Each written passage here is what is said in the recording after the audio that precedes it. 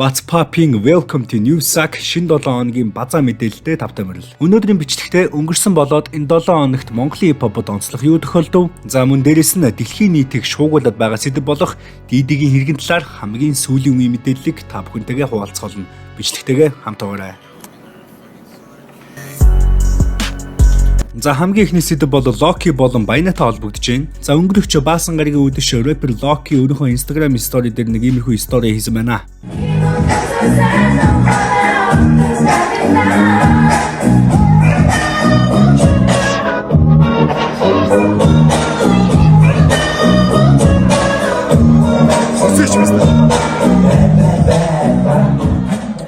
За та бүхний санаж байгаагаар хэдхэн сарын өмнө Локи болон Баяна нар бараг л хоорондоо ерөөхдөө дийсэлцэжсэн. Локи болон Ганга нар хоорондоо бифтэй дийс дуу хийлцэж байхад Баянагийн нэр бол маш их цохогдсон. Тэгээд Баяна бол энэ хоёр зориулан бүр дрил дийс дууга бэлтгэжсэн байсан шүү дээ. Let's get it.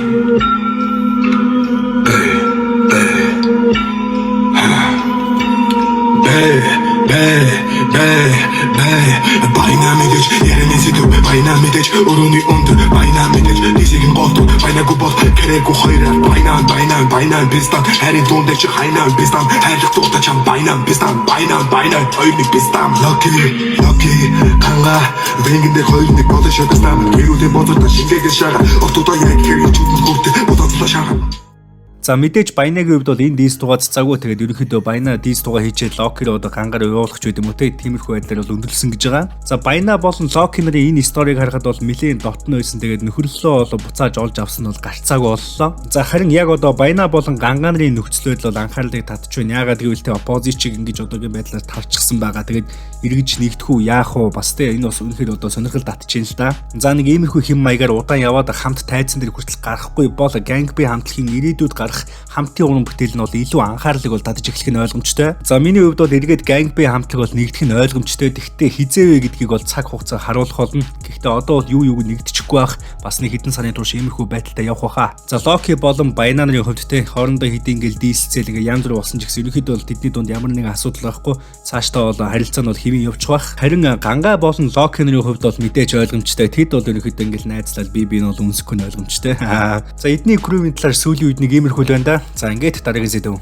Энэ 7 хоногийн хамгийн амттай мэдээ шинэхэн пицца твистер худалдаанд гарлаа. Мэдээж KFC. Пицца чидмээр амбас твистер чидмээр байна уу? Тортилла, тендер маха, пицца соус, ананас, чеддер бислэг, пепперонигийн төгс хосолсон пицца твистерийг KFC-гийн бүх салбараас амтлаарай. Баярлалаа KFC. Сүүлийн үед дэлхийн нийтэд яах аргагүй хамгийн их тренд болж байгаа сэдэв бол DD-гийн сэдэв шүү дээ. DD-гийн шүүх хурал. За яг албан ёсны шүүх хурлын хувьд бол 10 сарын 9 аль эсвэл 10 сарын 11-нд болохоор товлогдож байгаа. За сүүлийн үед бол цаатантай ч холбоотой мэдээлэлүүд маш их гарч байгаа. Тэгээд TikTok дээр хүртэл нөгөө парти дээр ирсэн хүмүүсийн жагсаалд гарчихсан байсан. Гэхдээ TikTok-ийн зүйлд бол ерөөсөө ингэж бүрэн итгэж болохгүй. Мэдээж TikTok дээр энэ тренд болж буй сэдвийн талаар маш олон худлаа үнэ мэдээлэлүүд байгаа. Үүнд бол бүрэн итгэж болохгүй. Хамгийн гол нь баталгаатай их сурвалжийн мэдээлэлд итгэх хэрэгтэй. За одоо харин бүгдээрээ DD-гийн талаар хамгийн сүүлийн үеийн баталгаатай их сурвалжтай мэдээллийг жоохон сонирхоод үзье. За Sean John Combs-ийн сүүлийн үеийн мэдээлэл бол тун тааруу байгаа. Тэрээр одоо 120 шинэ хохирогчийн бэлгийн хүчирхийллийн талаарх олон мэдээлэлтэй нүүр тулж байгаа шүүхтэр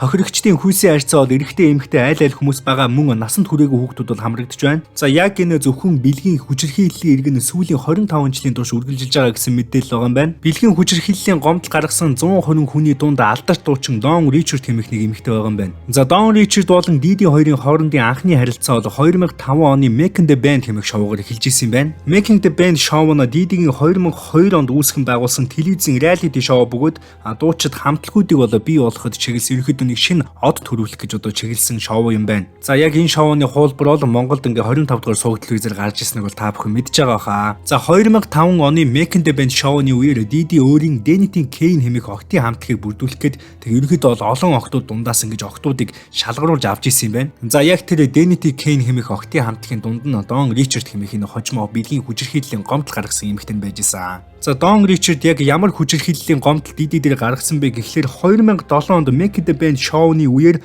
за түүнийг бол машинда хориод машинда цоожилж Түүний амь насыг нь бол занл хийлж тэгээд улмаар бол өөрийн хүслээ хангасан одоо биеийг нь хүчирхийлсэн хэмээн бол мэдэгдсэн байгаа. За мөн Дон Ричард зогсохгүй тухайн үед Денити Кейн хэмээх нь Октийн хамтлагийнхаа бараг л бүх гишүүдэд маш хүндэтгэлгүй хандсан тэгээд камерын ард ерөнхийдөө хүчирхийлдэг байсан хэмээн бас нэмэлт гомдлыг бол гаргасан байгаа. За дараагийн бэлгийн хүчирхийллийн гомдол гаргасан алдартнуудын дунд Родни Джонс буюу AKA Lil Rod хэмээх хөгжмийн продюсер залуу байсан байна. За Lil Rod хэмээх нь продюсер залуу болон Дидигийн харилцаа харьцангуй хожим буюу 2023 оноос эхэлсэн байна. Lil Rod-ийн хувьд Дидигийн хамгийн сүүлийн альбом болох The Love Album of the Great хэмээх цомог дээр бол продюсерийн ажлыг хийжсэн. За тэгээд энэ оны өнгөрөх 2 сард Lil Rod Дидиг бэлгийн хүчирхийлэл хүчингийн хэрэг болон хүний найманы хэрэгээр бол шүүхэд өгсөн байна. За түүний мэдээлснээр 14 сарын хугацаанд Дидитэй хамтран ажиллах үед түүнийг хууль бус үйл ажиллагаанд оролцохыг шаардж исэн алдсан. Намайг бол бэлгийн хүчирхийлэлд оруулсан хэмээх мэдээллийг хийгээд за тэрээр бол Дидигээс 30 сая $30 бол нэхэмжилж гомдол гаргаж байгаа юм байна. Биеийн болон сэтгэл зүйн үед би маш их хохирол амссан. За тэгээд үүнийг бол нөхөн авахаар шаардж байна. За нэг иймэрхүү гомдлыг бол гаргасан байна. За Lil Rod-ийн энэхүү гомдлыг бол шүүх хүлээж авсан ч гэсэн Дидигийн хуулийн фермтэй. За энийг бол үнэхээр одоо үл тоомсорлож байгаа энэ хэргийг. За Дидигийн хувьд ч гэсэн эцээ хүртэл гүрийхээ шийдсэн байгаа. Одоо хүртэл нэг ч хэрэгээ хүлээн зөвшөөрөөгүй тэгээд мэлцсээр байгаа. За тэгээд мөн түүний хуулийн фермийн ч гэсэн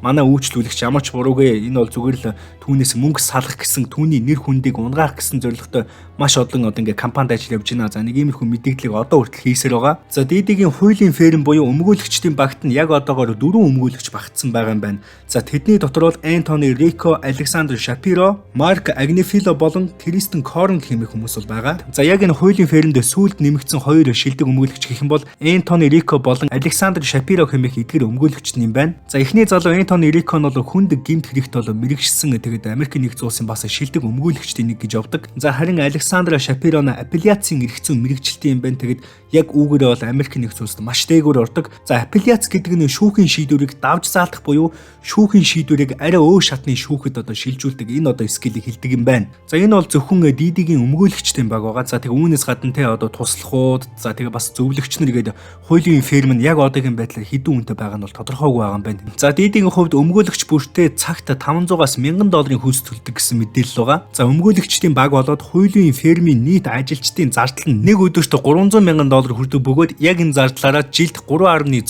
сая зөвхөн өмгөөлөгчдийн фермдээ зориулна гэсэн мэдээлэл байгаа. Үүнийг нь Монгол мөнгө рүү шилжүүлэх юм бол Диди өдөрт өөрийнхөө хуулийн фермдээ 1 тэрбум 50 сая төгрөгийг өгдөг. Харин нэг жилд буюу 12 сард 12 тэрбум 600 саяг төлнө гэсэн үг. За тэгээд Дидитэй холбоотой хамгийн сүүлийн үеийн мэдээллүүд нэг иймэрхүү байна. Дидигийн талаар бол шинэ мэдээллүүд нэг өдөр байтугай нэг цаг тутамд бол шинэ мэдээллүүд орсоор байна. За тэгээд та бүхэн баталгаагүй их сурвалжтай мэдээлэлд бол битгий итгээрэй. Ялангуяа тэр TikTok-ийн янз бүрийн бичлэгнүүдэд бол бүр битгий итгээрэй. Нэмж хэлэхэд Дидигийн үдшилэг дээр очисон хүн болгон хүчинтсэн аль эсвэл хүчиндүүлсэн гэсэн үг ерөөсөө биш. Хүн болгон тэр Free Cops хэмээх партинд нь оролцсон гэсэн үг бол ерөөсөө биш шүү. Та бүхний мэдж байгаачлан Дидигийн хувьд яг одоо шоронд байгаа тун удахгүй 10 сарын 9 аль эсвэл 10 сарын 11-нд түүний албан ёсны шүүх хурал бол болохоор товлогдсон байгаа. За харин тэр Free Cops хэмээх партинд нь оролцсон хүмүүсийн нэрс тэр үед одоо зарлагдах нь уу, яах нь уу? За аль эсвэл зарлагдахгүй хойшоогоо бол сунжирчих магадaltaй. За яг тэр үеэр нь бол Дидиг бас шоронд янз бүрийн алдартнууд ингэжтэй хүн явуулж алуулах бас магадaltaй хэмээх бас таамаглалыг маш олон хүмүүс дэвшүүлж байгаа. За тэгээ мэдээж дараагийн бичлэг болон дараагийн базан дээр Дидигийн талаар ярина.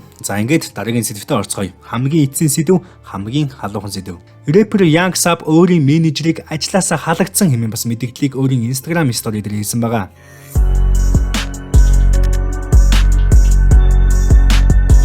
За түүний энэ стори түүний менежерт бол маш ихээр таалагдаагүй, улмаар бол тэдний дунд биф үүссэн байна. Young Sap-ийн сториг менежер нь аваад өөрөө хэлсэн шүү чи юм. Биф рүү тултлаа бифри. Стач нь худ би одоо энэ юу чгүй ланжгаанд халагдаад байж идэг нийгэр байлаа юу. Ха. Няонд ганц шөнө халтур шаагаад 1.5 сая аваад овоо оцоос юм байх та гинэт. За энэ бол ердөө эхлийн сторийн тэгээд үүнээс хойш маш их бухимдсан стори хийсэн. За тэгээд тэр болгоныг уншаад явах уу? Шууд гүйлгээд харуулчихъя.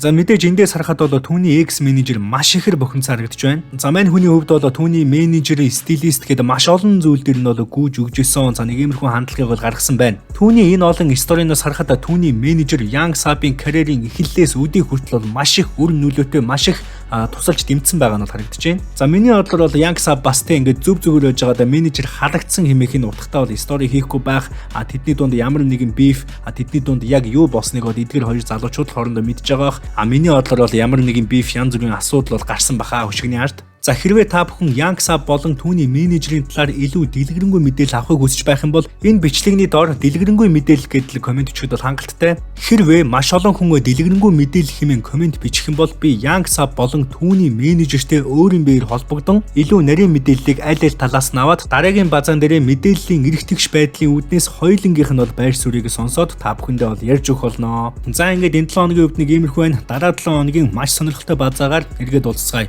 Гэрснээс та бүхэн надтай харилцахыг хүсвэл, холбогдохыг хүсвэл, янз бүрийн мэдээлэл өгөхийг хүсвэл, хамтран ажиллах санал тавихыг хүсэх юм бол энэ бол миний Instagram хаяг, та бүхэн ороод дагаарай. Олон юм яриад явах уу? Subscribe дарахаа бүү мартаарай. Suck out. Баярлалаа үзэгчдээ.